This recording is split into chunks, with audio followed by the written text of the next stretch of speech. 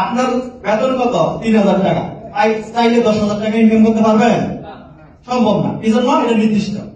তাহলে এইভাবে কি আপনি জব করে কোন সময় নিজের স্বপ্ন পূরণ করতে পারবেন না।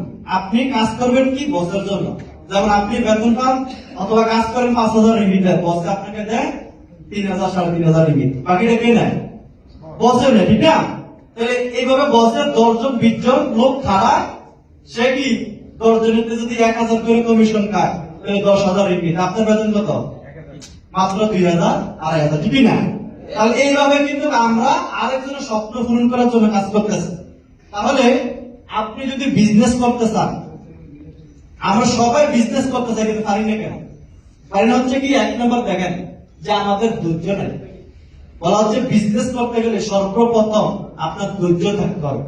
এটা ডিএসএ নাইয়া অনেকে ধৈর্য হারা ফেলে না, তাহলে আপনি কি সফল হতে পারবেন? তাহলে অবশ্যই ধৈর্য থাকতে হবে। দ্বিতীয় নম্বর বিষয় হচ্ছে কি, সেলফ ডিপেন্ড।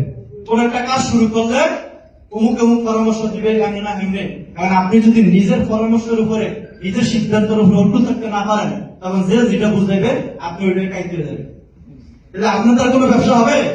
তাহলে নিজের সিদ্ধান্তের উপর অটুট থাকতে হবে কিনা? কি আর পরে রিস্ক টেকিং এবিলিটি, আপনাকে রিস্ক নিতে হবে। সফলতা কি হতে হবে? বিজনেস কি আসলে অদৃশ্য। আপনি